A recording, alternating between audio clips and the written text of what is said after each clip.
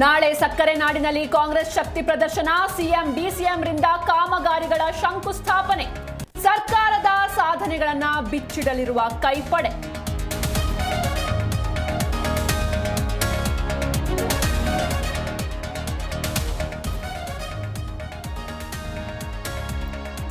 ಧರ್ಮಸ್ಥಳದಲ್ಲಿ ಶವಗಳ ಹೂತಿಟ್ಟ ಪ್ರಕರಣ, ಕೆಲವೇ ಕ್ಷಣಗಳಲ್ಲಿ ದೂರುದಾರ ಎಸ್ಐಟಿ ಮುಂದೆ. ಡಿಐಜಿ ಅನುಚೇತ್, ಎಸ್ಪಿ ಜಿತೇಂದ್ರ ನೇತೃತ್ವದಲ್ಲಿ ವಿಚಾರಣೆ.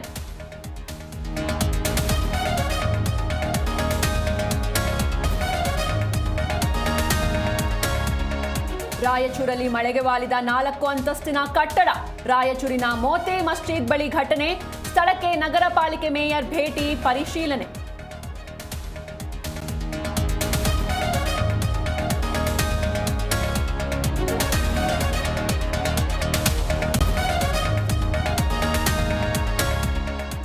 ಕರಾವಳಿ ಮಲೆನಾಡಲ್ಲಿ ಮಳೆ ಗಾಳಿ ಅಬ್ಬರ, ರಣಮಳೆಗೆ ಶೃಂಗೇರಿ ಗಾಂಧಿ ಮೈದಾನ ಜಲಾವೃತ, 7 ಜಿಲ್ಲೆಗೆ ಆರೆಂಜ್, 8 ಜಿಲ್ಲೆಗೆ ಯೆಲ್ಲೋ ಅಲರ್ಟ್.